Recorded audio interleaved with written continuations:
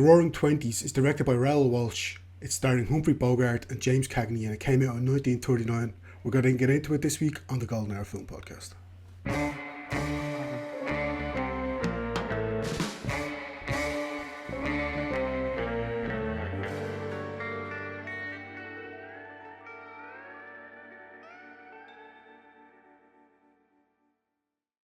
Hello and welcome back to the Golden Hour Film Podcast. I am here with my co-host, not guest host, Harry Bailey. How are you, Harry? Very, very good. As of recording this, and this finally, for once, will be like relevant information.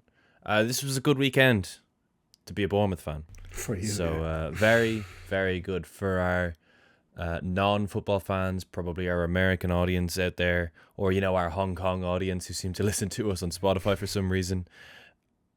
Yeah, the team I support, the mighty Bournemouth, beat Liverpool with a 95th minute winner. So I was having a lovely old weekend, safe to say. It's also been a while since we last recorded, so we've got a couple of... Wait, has it only been a week? Yeah, it was a week, because I was sick last week. That's crazy. I've watched a lot of movies in the last week then, so I've had a very good week. How about you? Yeah, fair. I watched a few as well, which obviously we'll come on to towards the end.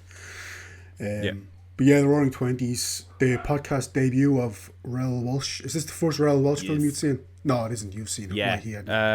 It's the first on the podcast for sure. Is it the first one I've seen? I think you've seen White Heat. No, I've seen White Heat. I've seen White Heat as well. But it could very well be my second. Yeah. It could very much be my second. I'm not sure. Very much a renowned director from obviously this era of Hollywood. He directed They Drive By Night. He directed Thief of Baghdad, which is obviously a big one. Strawberry Blonde.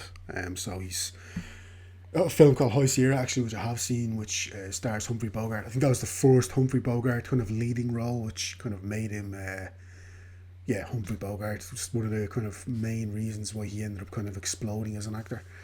Really, really accomplished director, podcast debut, and obviously rounding off Gangster month on the podcast with yet another James Cagney performance. Might as well jump into it. Some spoiler-free thoughts. What are your spoiler-free thoughts on the Roaring Twenties, sorry?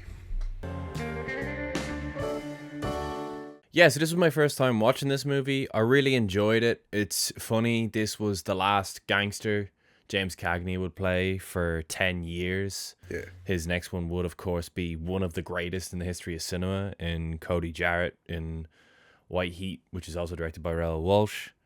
It's also the last film starring Cagney and Bogart after their run together, which, we've already covered one last week in Angels with Dirty Faces, and then the other one is The Oklahoma Kid, which came out the same year as this, but just before. So this is the last one between them two. Yeah, this was Cagney's kind of big final hurrah in the gangster genre, and then he would basically totally change his shtick for the next 10 years, and we'd get a whole different side of James Cagney, which, fair play to him, reinventing himself, further cementing the idea that he's one of the greatest of all time. I really enjoyed this. As I said, it was my first time watching it. I didn't really know what to expect because I'd only got one Raoul Walsh film under my belt, I should say. I really enjoyed how this film really lets you know that it is in the Depression. Like, it really gives you the context, which therefore makes a lot of the characters' decisions far more believable and understandable. It is also a bit of a history lesson. Like, I didn't know for sure. like when the Tommy gun was invented, or like when the bootlegger surged into prominence. So thanks to this film, I now know that. Overall, I'm a big fan. I really like how it fleshed out the characters. In particular, there's a character called Panama Smith, I think. Panama Smith. I thought she was a fantastic side character. I think calling her a side character is maybe a backhanded supporting character is what I should say. She's a fantastic supporting character.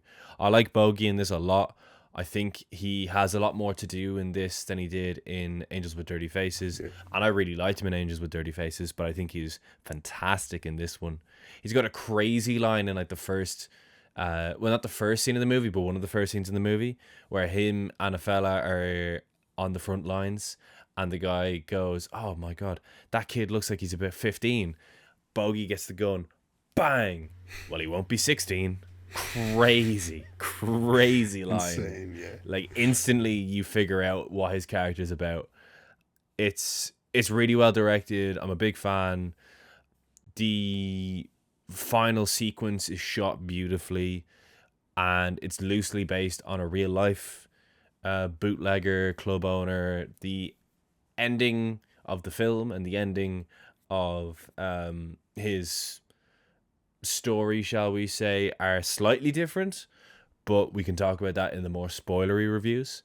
But overall, very much would recommend the Roaring Twenties. It also very much made that phrase a thing. The Roaring Twenties have popularized it a lot.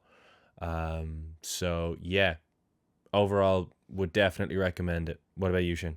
Yeah, it's my second time seeing this. Really, really enjoyed it the first time, and yeah, surprise, I really loved it the second time as well. Um, One thing I love about this is it's got like a voiceover narration that comes in and out throughout the film. Kind of gave me like Premiership Years vibe. Have you ever seen that? Yeah. For real, Like, real, yeah. yeah, like it does a good job because it is technically a period piece, even though it's obviously only say 10 to 15 years past where it's actually covering. It is technically a period piece because it's obviously covering, the Roaring Twenties. Even though it's set in made in 1939, obviously. Yeah, I'm kind of fascinated with the whole Prohibition era. In general, like Boardwalk Empire is a great TV show that I kind of watched a few years ago. It's really, really good. It's always a kind of period of history that fascinates me because like I don't understand what else they thought would happen. Like, if you stop supply, then there's going to be a black market created. I don't care what it is. There's just going to be a black market created because that's kind of how the world works. People make money off of stuff that is illegal. Obviously, that's just the way the world goes. But anyway, yeah, as a history lesson, it works because, like you said, you're kind of learning all about these other different little points in history, like the introduction of the Volstead Act and bootlegging and how that properly kind of worked on a ground level, like when it came to like obviously even making their own kind of alcohol, as it were, and then how that actually came into being like monetized and stuff, and then also in a more macro sense how that kind of interacted with the national kind of state of things and the kind of national attitude towards prohibition and stuff like this. So it's a really fascinating movie, and I think it's two really, really great performances, like we said last week, at the centre of the movie. And obviously James Cagney is the lead, but also I definitely agree with you. Humphrey Bogart is given a lot more to do here, more of a fleshed out, three-dimensional character as opposed to last week where he was just kind of a villain and that was it. Like he is still an antagonist in this movie, but definitely is a more fleshed out villain. You understand more about his motivations and stuff like that. So I think those two again put in really, really good performances, and yeah, I really enjoyed this movie. And yeah, with that being said, I think we might as well get into the main narrative and the Roaring Twenties. Harry, what's it all about?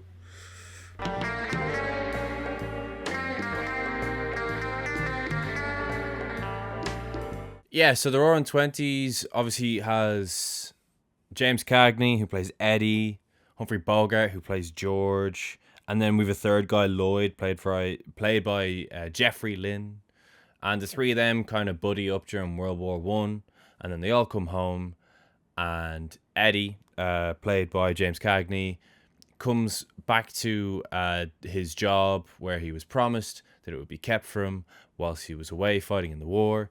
And as it happened to so many people, he has come home and his promises have not been fulfilled because obviously, first of all, this place that he was working at, it was a mechanics.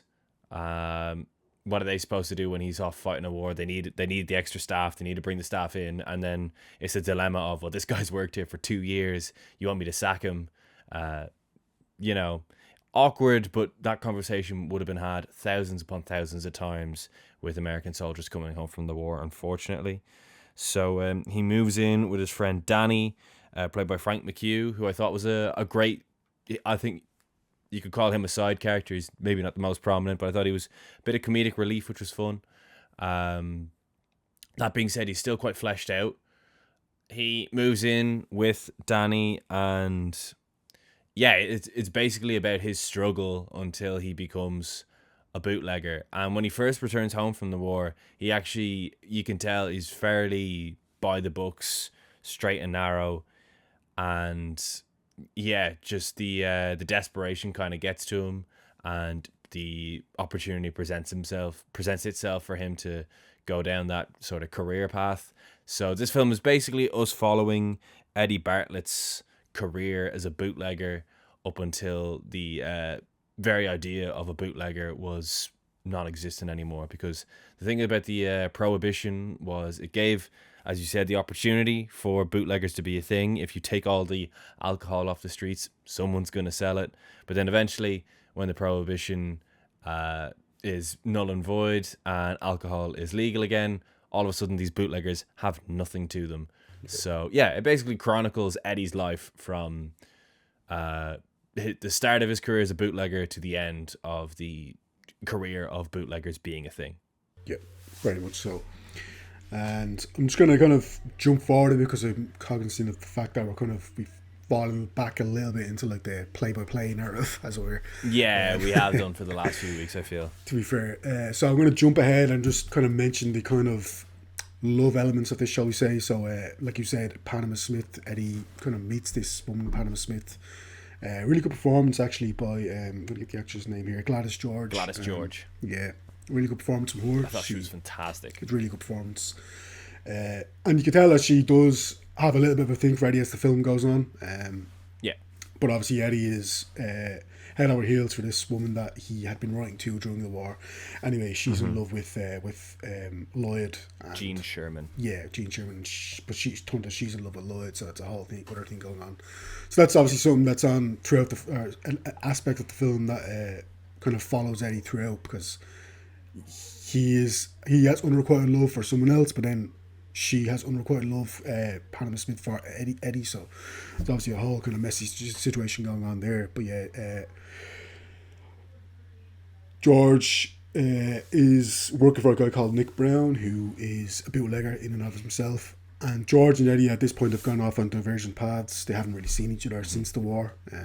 But obviously, as Eddie has worked his way up the food chain, as it were. There's a great scene on a ship, actually, so they're both on kind of opposing ships. Eddie is looking to kind of obviously pull off this hijack, this pretend that they're like naval agents and steal all their the Coast Guard and steal all their liquor and then obviously sell it off themselves. But then they obviously bump into each other. There's a whole kind of breaks up a whole fight, and then they eventually come to an agreement where they're going to actually work together and bump off this Nick Brown guy and yeah, that's the start of their renewed working partnership. But obviously, I don't think George has too many plans of it kind of lasting too long. Yeah, after they do this whole sort of heist of all of Nick Brown's liquor that he's importing, they strike that deal, as you say. So George, Humphrey Bogart's character, is the guy who gets the alcohol into the country, and then Eddie's the guy who disperses it because he's got like a taxi company. Yeah. And worth noting as well, for anyone who was wondering, because this is in the next sort of news bulletin, 1924, we get the Tommy gun, which changes everything. It changed everything in Scarface. It changed everything in Little Caesar. The Tommy gun, oh boy, was it an important weapon in the 1920s sort of gang warfare. And yeah, as far as the sort of, you can't even call it a love triangle, it's like a love pentagon that goes on in this film.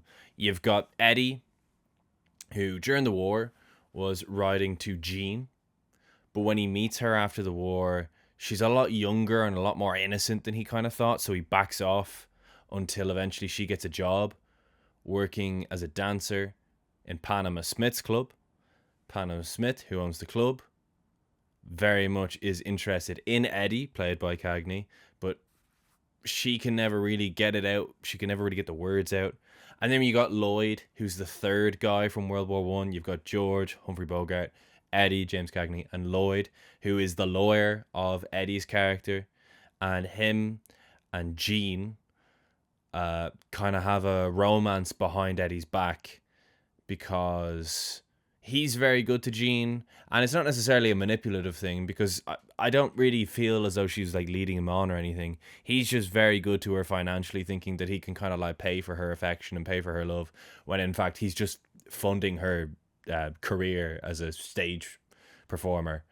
But yeah, they're basically having an affair, behind the scenes affair in air quotes, I suppose.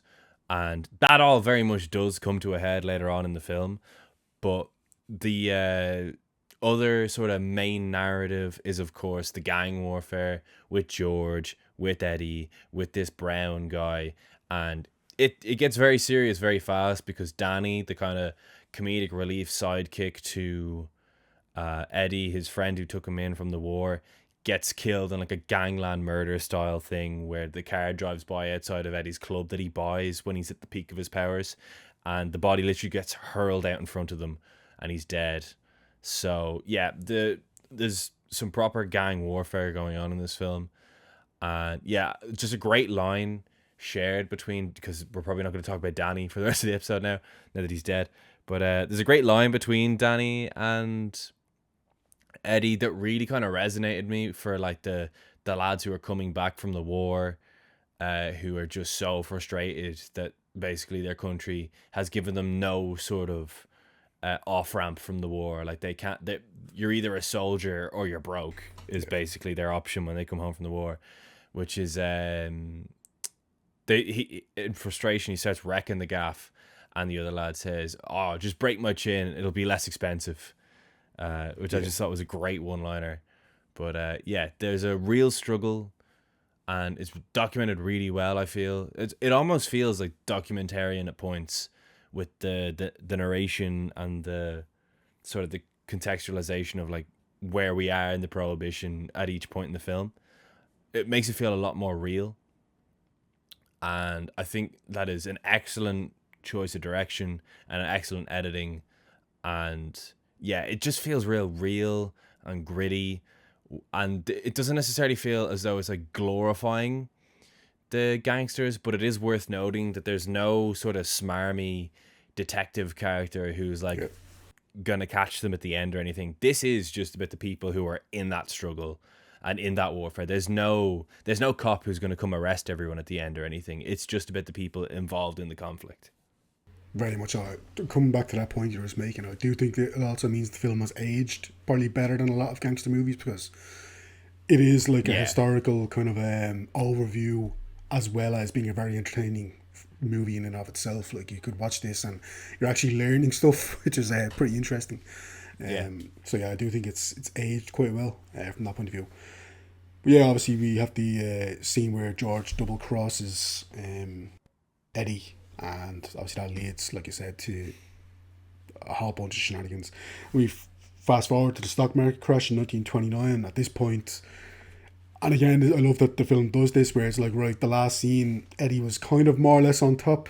Obviously, he was still, he was still doing pretty well for himself. But then everyone after the stock market crash in 1929 was pretty much flat out broke, except for George, who actually has managed to finagle his way into a decent spot, obviously. But at this point, Eddie is quite broke, and he goes to George to try and sell his flea, and George only gives him 250 grand. He says for his whole fleet. He says he's going to let him keep one cab. Eddie is pissed off because he got offered like over $1 million from an actual cab fleet company, but he's like, look, you can take it or leave it, pal. And bear in mind, this is after both Eddie and George know George has tried to double cross Eddie. So obviously you have the whole history going on between them as well. FDR was elected, according to the narration, on a promise to appeal, or sorry, to repeal prohibition, which obviously did end up happening. And Eddie goes to prison, and in Panama, who else is there to greet him when he comes out? So yeah, Eddie goes back to his life as a cab driver, as a quote unquote lowly cab driver, according to like the story. But yeah, he's making an honest living for himself, and at this point, Jean and Lloyd have married and have had a baby. And yeah, he picks up a fare from Jean, and he kind of plays it cool, but anyway, he goes to meet the obviously the kid, and then that kind of there's when we learn that George is kind of putting, at this point Lloyd is working for the DA's office, and George is essentially threatening Lloyd to try and bury any evidence he has of any wrongdoing, and essentially threatening his life. So Eddie kind of has enough, and he goes to George, and he wants to basically put an end to this whole thing for once and for all. And there's a whole kerfuffle. Eddie pulls a gun, kills a bogey, and then obviously, great ending. It's kind of a whole chase through the streets. The police are involved. Obviously, George's goons are involved, and he's eventually gunned down on the streets, and then a great final line where a police officer comes over and asks Panama, who is he, and she says, he used to be what was that? Oh, he used to be a big shot. Yeah, he used to be a big shot. That's what it is. And obviously, he dies at Panama's arms. Like you said, it's kind of almost like a cut to cradle story, but obviously not exactly. It's cut to cradle in the sense of his actual gangster career. You really see the rise and fall of this guy. But even previously, even in the war, you can tell that Eddie had a big heart, and George definitely didn't. George was killing people with impunity, and kind of liked the fact that he was able to kill all these people with no repercussions. So a little bit of a sadist streak in him, perhaps. But yeah, Eddie did keep that, even though he went on to do some really, really dark stuff, kind of similar to his character in Only Angels Have Wings. Went on to obviously do some really dark stuff, but still retained this kind of humanity and still had a pretty decent heart there at the end of it. And yeah, I think James Cagney is. Do you mean Angels with Dirty Faces? Yeah, I did. Yeah. God, yeah. Did I say Only Angel of Wings? That's a completely different movie. Sorry, you did. Yeah, sorry about that. I was thinking, was he in that? It's a completely different movie. Yeah, but one I hope we covered at one point. But yeah, obviously he retains his humanity, and it's another brilliant central leading performance from James Cagney, and he is like one of the masters of this gangster genre, which obviously now we have finished up with this movie. Yeah, we've completed the entire genre. No, but we really did do, I think, a very good sort of overview. Including Scarface, which we did a month before. We've done a fairly good overview of the sort of 30s gangster films, which were very popular. Speaking of which, I'd love to shout out as well in this film, which is kind of the end of the Nick Brown character. There's a shootout in a restaurant that feels identical to the restaurant in The Godfather. Yeah, like definitely. The table settings, just the floor plan, I should say. It really reminds me of The Godfather, where we get this massive shootout in there. Godfather does it much more. Its restaurant scene is far more subtle and terrifying, whereas this is just all out warfare in this restaurant until Nick Brown's eventually shot dead. But yeah, fantastic.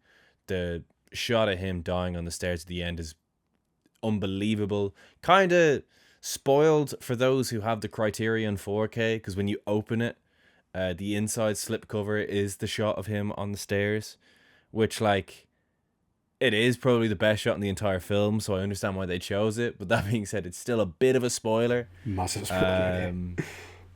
Yeah, it's a great Criterion, though, to be fair. It looks gorgeous. But yeah, really enjoyed this, have to say. And I totally agree with your point. I feel like it's aged so well. Structurally, the way it's directed, the way it's edited, it feels ahead of its time at points.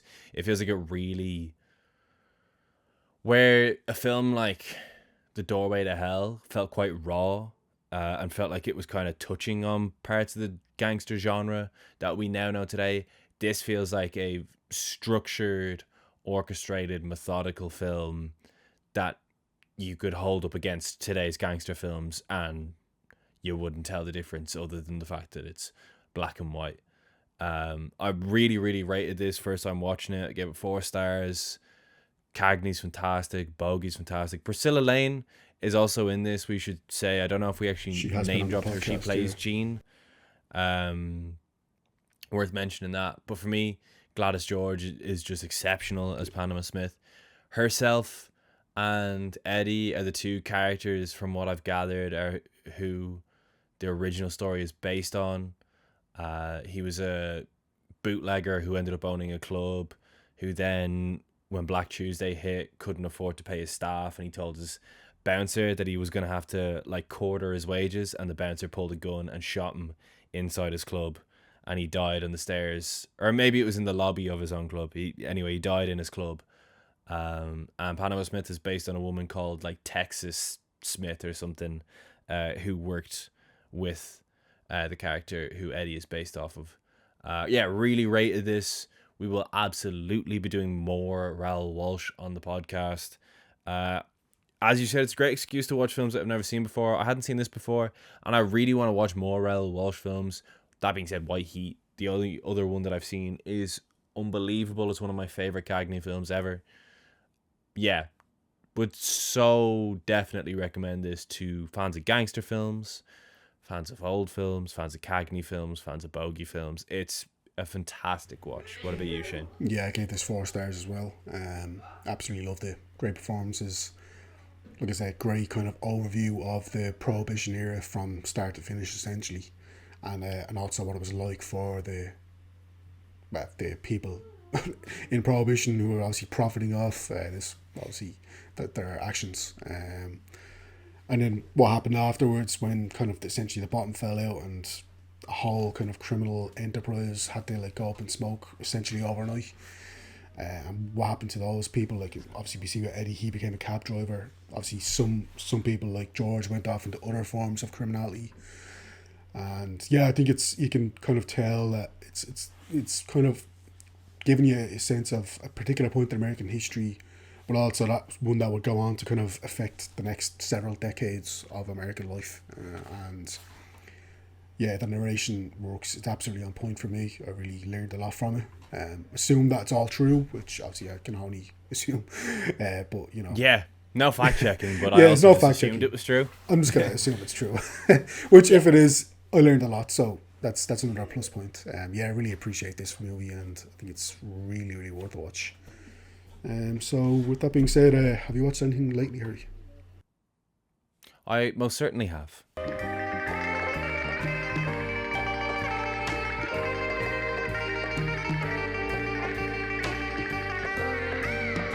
So I will go through these in order of when I watched them. And I actually only watched 3 films. But no, 4 films. No, 3 films, yeah. And yet I felt like I had watched far more than that. But here we are. I watched Hamnet.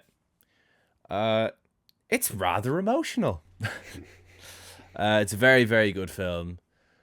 I think Jessie Buckley is unbelievable. Go on the Irish. Good for Paul Mescal as well. I've seen rumours that he might be taking a bit of a break from acting for a little while. No, I think he's just... sorry to cut across. I think he's just doing the Beatles movies all this year. And then after that, I think he's taking a slight break. But yeah, he's not going to really have anything to promote until the Beatles, as far as I know. That's what I was talking about, yeah. Yeah, so do you know what? Good for you, Paul. You probably deserve it. And this is a fantastic performance. I also thought that the kid who played Hamnet, I hope I'm pronouncing this right, Jacoby Jupe? Jacoby, I think his name is. Jacoby Jupe. I think it's Jacoby. I thought he was very good. Very good. Great trial performance. Good for you, lad. Yeah, that whole ending is unbelievable. I'm not like fluent in Shakespeare. I know maybe 5 or 6 Shakespeare plays, like I've read them. Hamlet. So yeah, obviously this was fairly worth the watch, having already read Hamlet. I've read Othello, Romeo and Juliet, Macbeth, and that might be it actually. Maybe it's just the 4.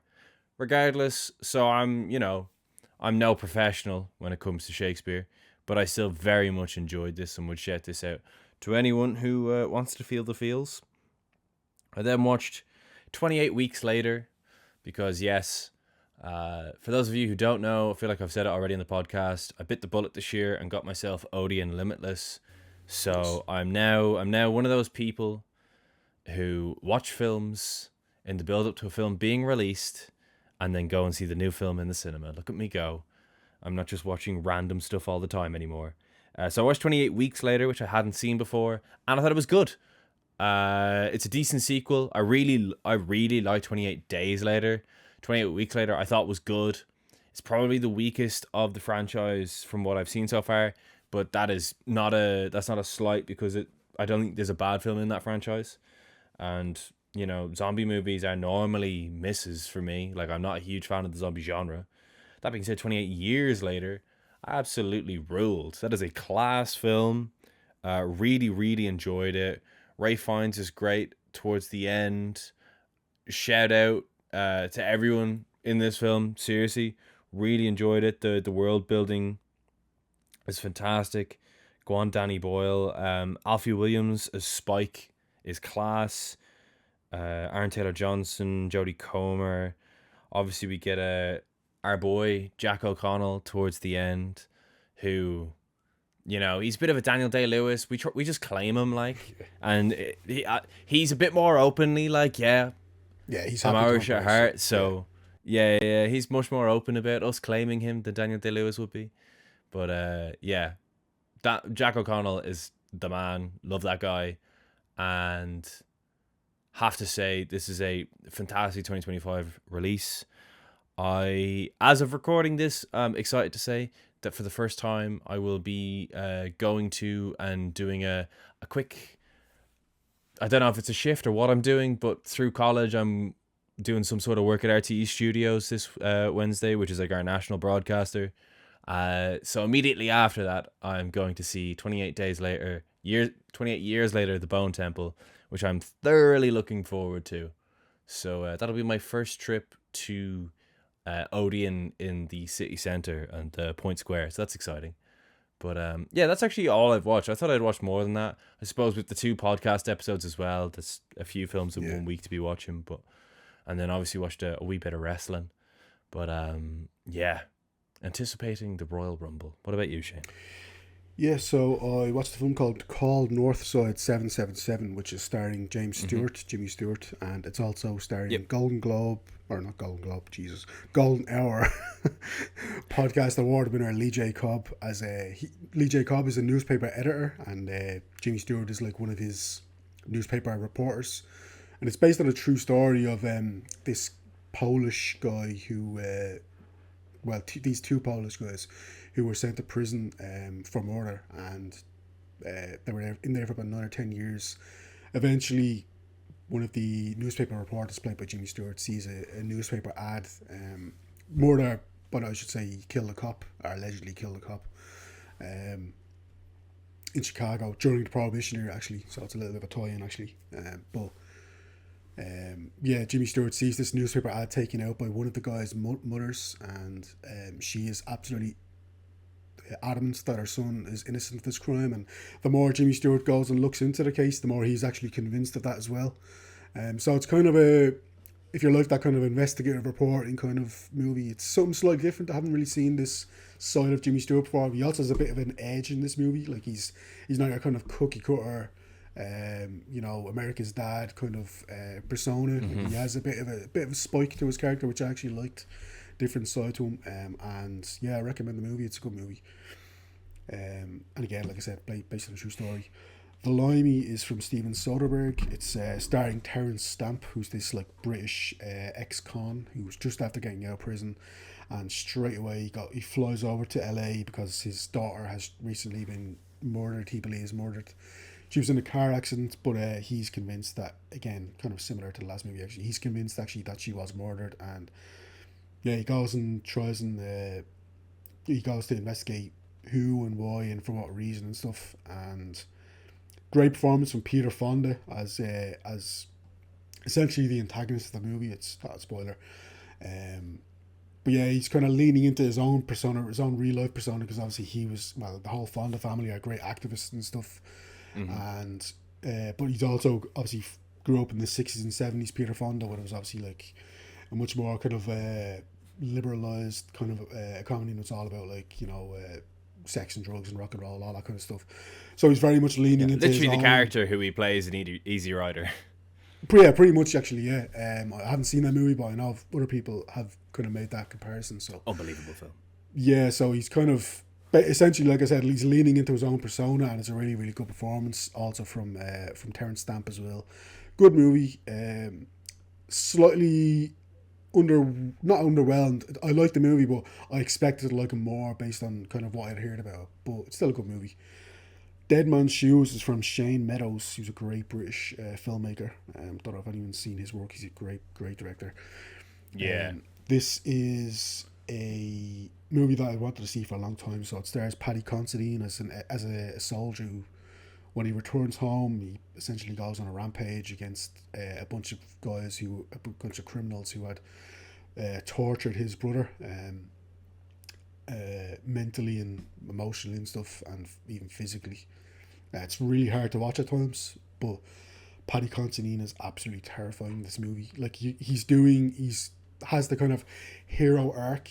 Like he's going after the bad guys, but I mean he is not a bad guy. He's not a good guy in and of himself. He knows that the things he's doing are evil, and he really kind of relishes them. So, like it's a really hard watch because he really relishes what he is actually doing.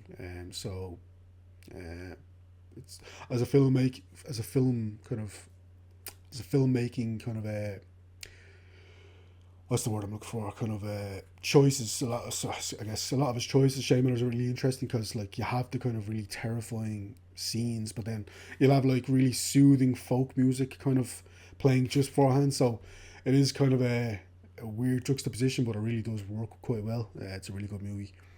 Lincoln from Steven Spielberg. Obviously, again, it's as a historical artifact or historical kind of odyssey. At this point in time, I'm sure it's quite historically accurate. It's a great performance from Daniel Day-Lewis, obviously, and obviously won the Oscar. But I didn't really learn anything I didn't already know, kind of.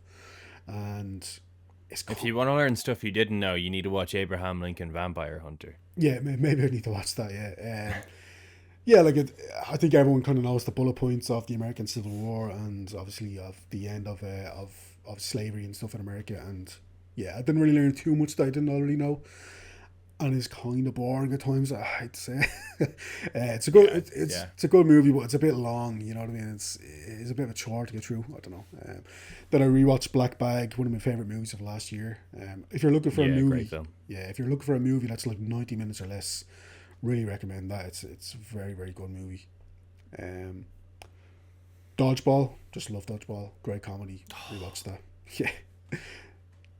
Yeah. So Ben Stiller is so good in that movie. He's so funny. This is one of my favorite comedies, maybe ever. Yeah, it's so I watch Absolutely love it. Probably once every year to 18 months. Just constantly. I've probably seen it like fucking 30 times or something. You know, it's great. So quotable. Yeah. Nobody makes me bleed my own blood. Nobody. It's so good. Then no other choice. You could dodge a ball. Yeah, so good. And then no other choice from obviously the latest movie from Park Chan-wook. I know this is out in some countries last year, but it has only been released in Ireland a few days ago as of recording. Really good movie. It's obviously all about the kind of capitalism and the rapid ascent or descent, I should say, into like AI and the embrace of AI and the embrace of technology that's essentially putting so many people out of work and cutting down the workforce and stuff like that. And obviously, like, it's got this really crazy premise where this guy is going around killing his competition for jobs because the job market is so bad for everyone that like there's very very limited amount of jobs in the industry that he wants to work in. So like it's very darkly funny, and yeah, it's kind of your typical Park Chan-wook film in that it's very funny and it's that kind of really great balance between the humor and the darkness, and like in any one scene it'll go back and forth like a seesaw. Really good movie, definitely recommend it, and a great performance from Lee Byung-hun, who class actor. Yeah, he plays the front man in Squid Game. If anyone doesn't know who he is, great actor. That's what I watched. So that was the podcast episode for the Roaring Twenties. And do you want to tell everyone what the next arc is, Harry, for the month of February? Yeah, so that is the end of original Gangsters. And next month, we have at least one milestone because we are approaching episode 100 of the Golden Era Film Podcast. Next month is Screwball Specials. We got 4 screwball comedies for you, starting off with the film that many consider to be the first screwball comedy. The first film to win the, at the time, Big 5 Oscars all in the same year. Frank Capra's It Happened One Night. Followed by a podcast return for a man who feels like we haven't seen him in ages. It's Bringing Up Baby, starring, of course, Katharine Hepburn and Cary Grant. That is Katharine Hepburn, isn't it? Yeah, it is. Yeah. Jesus, why did I... Yeah. Then, I think, is episode 100. Let me do some quick maths here. This is episode 96? Is this episode 96? Good question. Or is it 97? This is episode 97. Right. It Happened One Night is episode 98.